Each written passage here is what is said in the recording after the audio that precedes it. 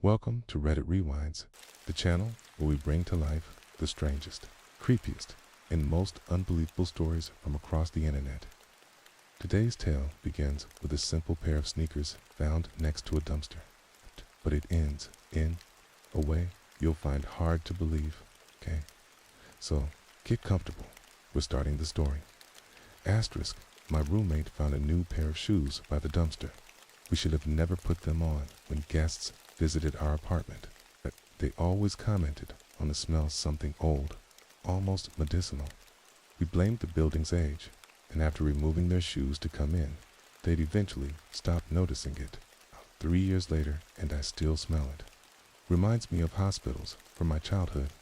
My roommate Paul had the bigger room because he was here first, and I had responded to an ad online to rent the other, kitchen, common area where we had the TV and our gaming consoles, dining, nook, and a covered patio. Paul and I got along even though we came from different worlds. His was one that required a lot of posturing with friends and being perpetually online. Mine was maybe lonelier. Somehow we clicked. And after our respective workdays, we often found ourselves collaborating on meals and playing games late. I liked RPGs.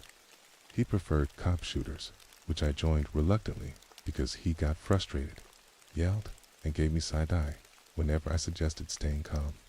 He blamed his thick fingers. From our apartment, you could look down at a parking lot where every Tuesday, garbage trucks made their rounds at 7 a.m. to the chagrin of tenants whose bedrooms faced that way. Like mine, I feel like these are important details. I'm describing my life as it has been for a while. It's where I live, and it's where I am now. It's the mundane little facts that I need to tell you, so that they serve as counterweights to the hefty truth I'm about to unload, in search of sober advice. I just need to tell it so that you can understand. You won't understand, but I've got to at least try. Allie, check it out. I remember, Paul said. I slurped some Cheerios messily and looked up from my phone. What up? Said. Look new. I lazily pulled myself up and looked out the window. Huh? What? Where? Those shoes? I'm gonna go get them. Paul rushed out and soon emerged in the parking lot. I watched him step gingerly in his moccasins to the dumpster and scoop up the pair of bright white sneakers, grinning up at me as he scurried back. The door slammed. I pressed into my lower back to stretch as Paul came in. He proudly displayed the pair of shoes in one hand and snapped with the other. Tight. They don't stink, I said. The shoes were completely white, and despite sitting by a dumpster, were impeccably clean. Smelled like roses. These, he said. Well, will they fit? Size 11, baby, he confirmed. Nice coincidence. Now, we've come to the part of the story I can't really expect you to believe. I wouldn't. In my family, we've seen tragedy. My younger brother was born with a disease that meant lots of operations before he could even walk. Hospitals became second homes. Iodine soap, a familiar salve, plastic-wrapped food, and peeled-back tin-cap juice in those milky plastic containers, a family meal. I accompanied my parents every time they went, and each time was like sucking the color out of dreams, the whimsy out of imagination. I didn't grow up all at once, but my childhood was not child-friendly. I learned that life was limited, solutions, pragmatic and usually muted and smelly. Asterisk, let me try him on, said Paul. He sat on the couch, pulled off his moccasins, put on the right shoe, then the left, and disappeared. As soon as he put those shoes on, he was gone. Gone, not in any sense that is common. I mean gone without any real-world indication that he was there before. Gone without any vision, nor any sound that would signal his disappearing. He was there, then he wasn't, as if his existence simply ceased. I watched the couch cushion slowly reform itself where Paul had been sitting. I was still standing, but I had moved back up against the wall, and my palms were pressed against it as if expecting the room to suddenly fall away, for gravity's pull to shift 90 degrees. What felt like eternity was only a minute, and then Paul was back, sitting on the couch, panting, one of the new shoes in his hand. He looked around like a stranger before finding my eyes and locking on, making me feel like prey. "Fuck," I yelled. "Fuck," he whispered. He slowly regained control of his breathing and then yelled wide-eyed at me. "Fuck, Ollie." "What?" I screamed back, shaken. "What?" Blood rushed back into his face as his complexion softened and his eyes narrowed. "Bro," he said, "you won't believe it." I didn't believe it. He told me that he was in a forest. He said it was hot and humid, and the noises of insects, birds, and dripping rain were as vivid as anything here. He struggled to recall things at first because of the shock, but as we calmed down, he told me he had truly been there in the rainforest, standing on moist black dirt and looking up at sunlight-piercing canopy. He said it smelled exquisite, a word that was out of character for him. "You're saying you were in the Amazon?" I said finally. "No idea, bro," he said. "Amazon, maybe. I don't know. Maybe Borneo. I don't know." "The rainforest, man. It's the dead-ass rainforest." "All right," said. By now, he had taken off the other shoe, and the pair was just sitting there in front of us on the rug. Paul eyed me, looked at the shoes. "Yup," he said. "You gotta?" "The hell I do," I countered. "You gotta?" A key grimaced, reading my face. "I guess. You wanna, Ollie? You wanna?" "Trust me." I did. I felt calm enough to know that I did. I had to try this. They'd fit my size 10 feet. I bent down and grabbed one, slipped it on my socked foot, grabbed the other, and held there, staring at Paul. "What should you know?" I prompted. "Fuck, right, dude. Listen, just take the shoe off." It's what I did. And pal, I'm back. Just take off the shoes. This was our exchange before I put the other shoe on, and the apartment was immediately gone. No cues, no noise or visual of transition. It's there and now here. Where was I? It wasn't a forest like Paul. It was a field. I felt the sun on my skin, hills in the distance, and a highway, a semi-truck rumbling past. Asterisk, I, bent down and tore off a shoe, was suddenly back in the apartment, facing a roommate whose body language bounced with intrigue. "Dude," he yelled, "you just vanished." "My God," I said. "Jesus Christ." He was nodding with his whole head and neck, as if vibing, wide-eyed, unblinking. "Sick, right? Rainforest, not a forest," I said. "More like a prairie, I guess." But there was a road, a big truck, buildings too. Shit. I'd V-checked out those buildings, he said, a bit curtly. "Yeah, but I came back before I could really get my bearings. It was crazy." "Crazy," he repeated. "Crazy." We both looked at the shoe I held. So, this is the secret. Magical. Shoes that transported us. Not unheard of in fiction, but I am telling you that this happened to us. Paul went to a forest, went to a prairie, found a pair of shoes in the trash and put them on, and were teleported to these destinations instantaneously. It didn't stop there. It couldn't. Would you have stopped? Paul went again. When he came back, he told me he was on a hill overlooking a valley and could see a whole city that he didn't recognize. I went again and found myself on a gray sand beach with a cold. Whined. He went a few more times like this. Once, I found myself on a snowy mountain, and when I reappeared in our apartment, Paul said I was cold to the touch. There was even snow in my hair. Then Paul went again, and the asshole was gone for 5 whole minutes. When he returned, I was surprised to see him cradling about 10 mangos. Asterisk, what the hell, I said. A mango orchard, man. A bleeping orchard. For real. Are they ripe? We took a break from teleportation over slices of fresh mango. We discussed our experience and decided that the destinations were random. We knew it didn't matter if we walked around, that we always returned to the apartment. We knew there were cities, so we knew there were people, It was clearly Earth, so whatever magic this was, it was here. But when was it? Had either of us seen anything out of whack for 2025? No, we hadn't. Still no people. Asterisk. Maybe we should stop, I remember saying. Give it a rest, maybe. Neither of us wanted to do that. We had the whole day still. We took turns teleporting, and we learned more. We started to figure that eventually we should land in cities. Few times we each landed within sight of populations. But since we had agreed to a 1-minute limit after Paul's 5-minute disappearance, we couldn't yet reach those places. Paul begrudged the rule. We also figured that if we hadn't landed in towns or cities yet, it was only because most of the globe is still just wild land, farms, or water. Asterisk bad timing to jinx ourselves like that. I pulled on the second shoe and, at once, lost my senses. Not that I couldn't feel, because the shock of cold was devastating, and I gasped. Not that I couldn't taste, because when I gasped, I lost my breath as my mouth filled with icy salt water. Not that I couldn't see, but it was black night and then plunging darkness.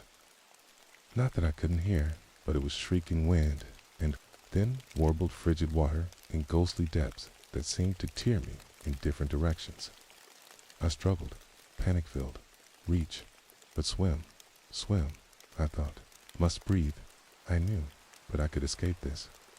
I reached, and just as my lungs began to inhale, my frozen knuckles locked their fingers around a shoe and tugged it off. Suddenly, I was in the apartment, on all fours, heaving and vomiting salt water over our rug, shivering miserably, drenched completely. I felt Paul hitting my back. My ears were ringing, adjusting to the sudden warmth. Paul brought water, patted my back. I said. My voice sounded like gravel.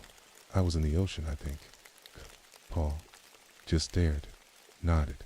He was amazed, and still I sensed jealous. Later, I sat in my robe, wrapped in towels, before a humming space heater. I told him about the storm, the night. We had already experienced nighttime in the couple hours we had been at this adventure. I told him about the crashing waves that I couldn't escape. We have to be more careful, I said. That had been enough for one day. We agreed the shoes would stay in the living room, that we would only use them together. We spent the rest of the evening talking about it, unbelieving but convinced. We planned. From now on, we had an entry position. We'd sit in cannonball position, but one leg crossing the other. Both hands would grasp the second shoe as we put it on, so that we'd already be prepared to yank it off in case of trouble. We considered other things, like wearing a wetsuit and flippers, goggles, even an oxygen tank, given how likely it should be that we'd land in an ocean somewhere.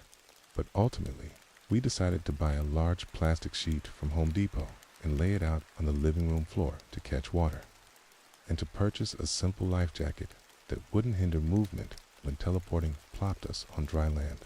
I barely slept that night. As frightening as they were, these shoes changed my life. I was jittery with excitement, suppressing fear. We both called in sick next morning. Of course we did. Then we got into Paul's car and went on our errands. It only took an hour. Back at the apartment, we laid our new plastic sheet where the rug had been. This rug was hung to dry out on the patio. The life jacket was a small sea kayaker's jacket, stylish and minimal. We had also bought a small knife, some beef jerky, a headlamp, a length of high-strength static line, and bug spray. The jacket had pockets for these things.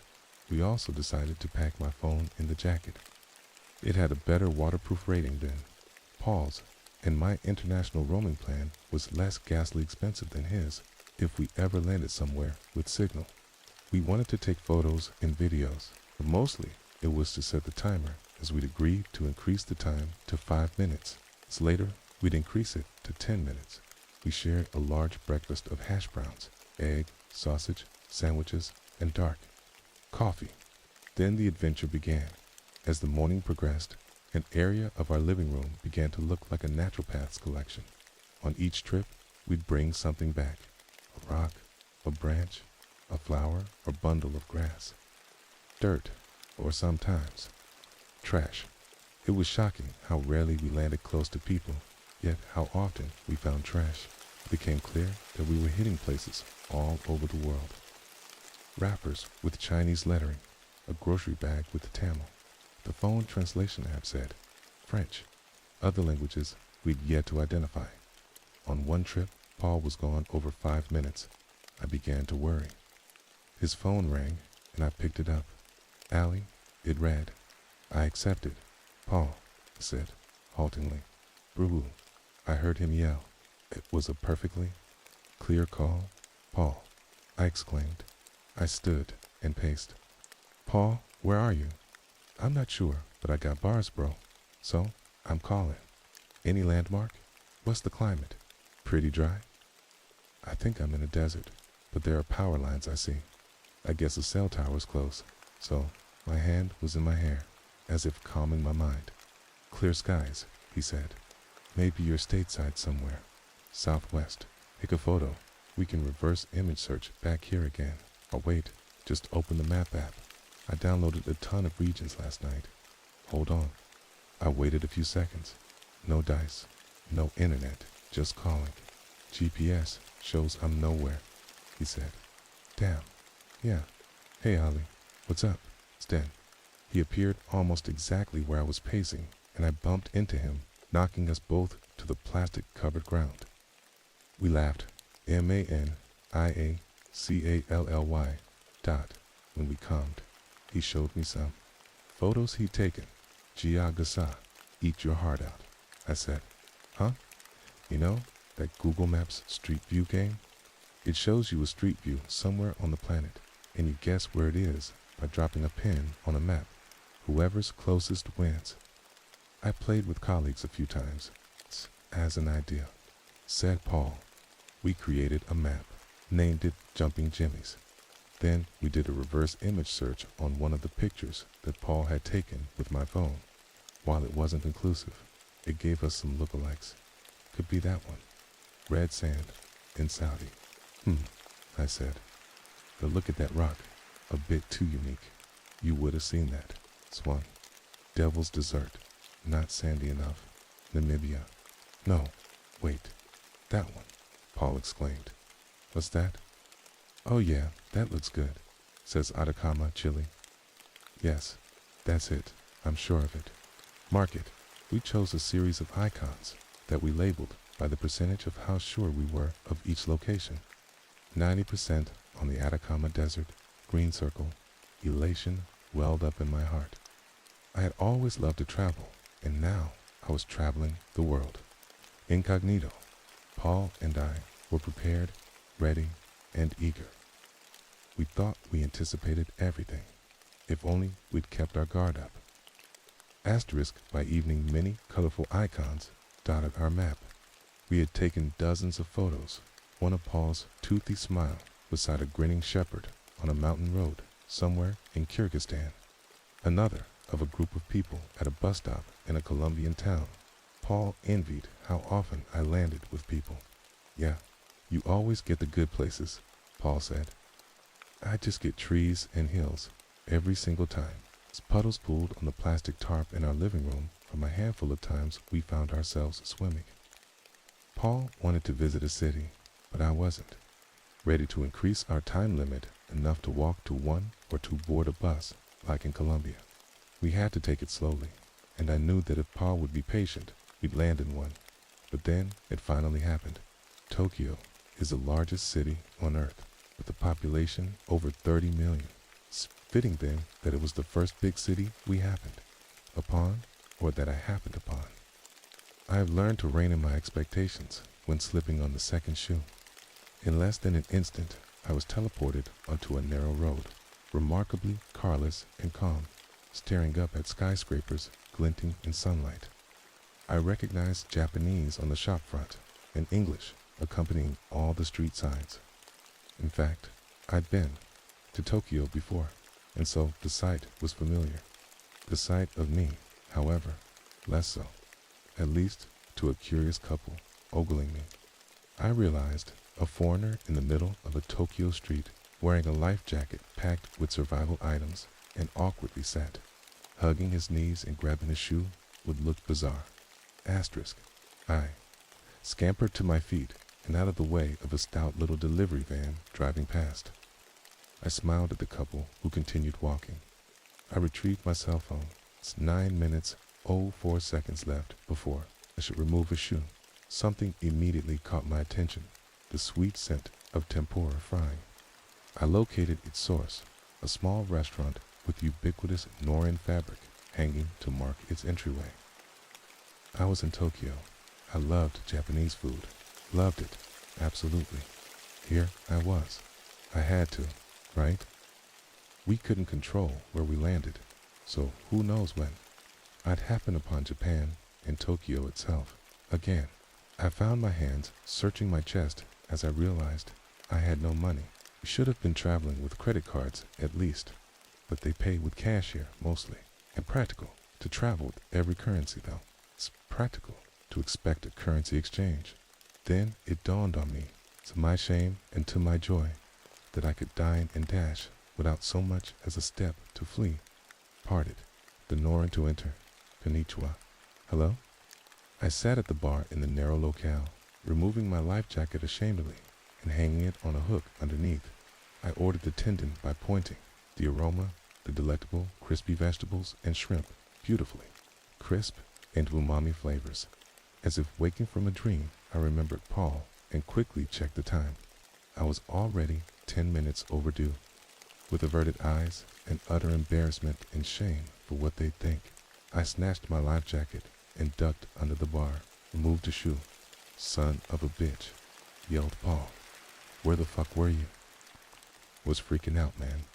We said 10 minutes. He sniffed. What's that smell? I begged his forgiveness and placed my hands on his shoulders, urging him onto the couch. Calm. It's toasted sesame, I said. I was in Tokyo. I ate tempura. Tempura, it's that fried stuff they serve with sushi. Sure, yeah. Did you say Tokyo? A city? You ate in a city? He yelled, smiling. Damn right, I said. Asterisk. Jumpin' jimmies, he yelled, and I repeated that refrain reflexively. Mark it down.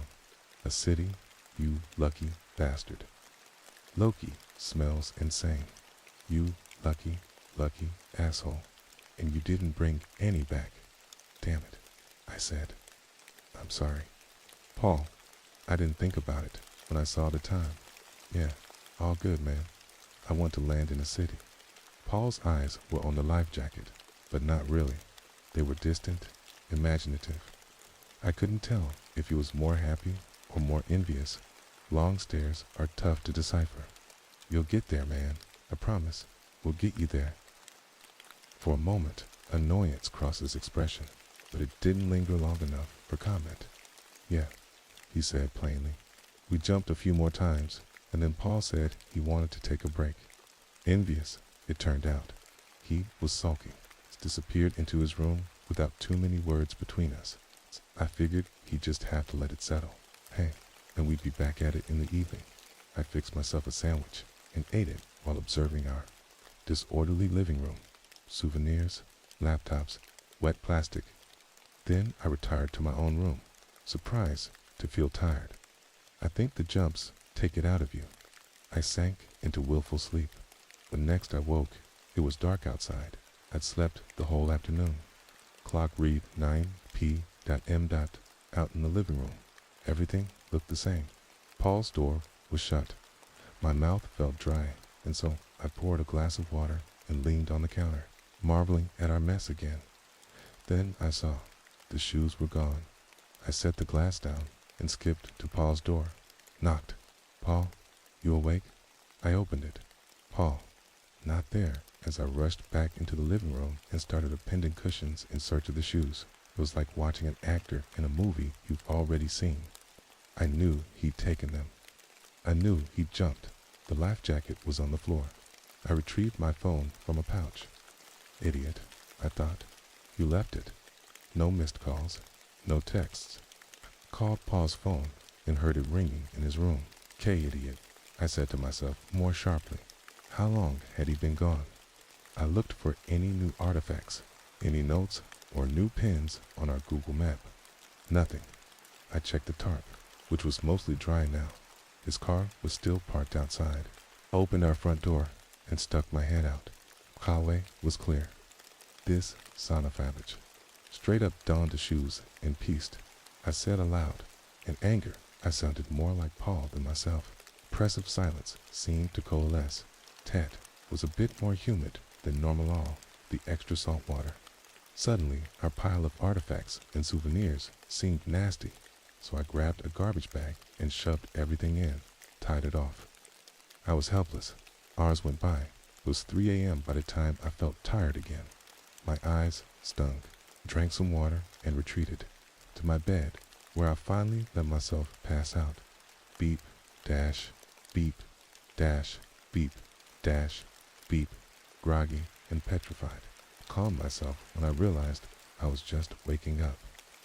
The garbage truck upturned to the dumpster, its metal arms clanging as it guzzled trash, and then replaced the container, drove off. I fell out of bed. 7A.M. Out in the living room, the scene was unchanged. No Paul. He had been gone for so many hours. I cooked runny oatmeal, added raisins, and slurped it. Could he have drowned? Didn't take the life jacket. The buffoon. Real possibility. Maybe he landed in Vegas and would pop back home to regale me with some story worthy of The Hangover. Wild animal could have attacked him, but I struggled to imagine he wouldn't have the time to remove a shoe. Maybe he's just on a hike. I knew I shouldn't have eaten that tempura. I liked Paul, but I knew he was quick to jealousy. Didn't that smooth things over? Would have taken 5 minutes max. Paul's ego wanted, needed to be coaxed. 2 days, and already we're at each other's throats. No, that can't be it. Misunderstanding maybe. He's just off to prove a point. Okay?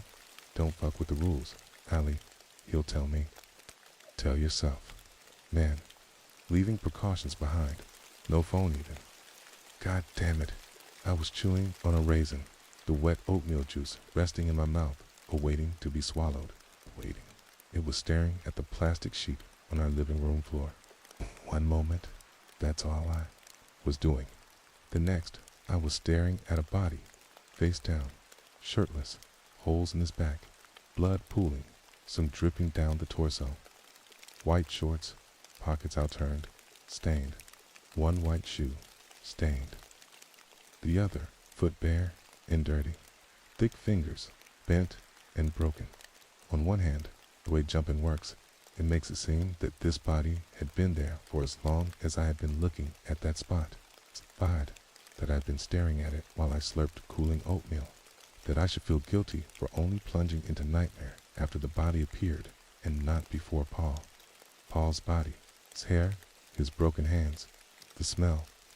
My mind recalled images of hospitals and gowns with geometric prints, hands scrubbing, harsh brown bars of soap with foam that smelled medicinal and metallic and burnt. The smell of memory competed with the smell of death, one trying to sanitize the other because it cannot be, can't, he can't be dead.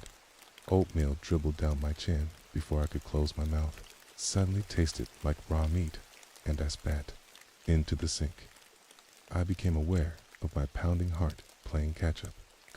All my senses were delayed, as if reality could not so abruptly be changed, so noiselessly debased to this horror. Each sniff triggered a gag. Each blink felt eternal. Give it enough time to just erase this, blink it out of existence. I know it can be done. Please, please, please.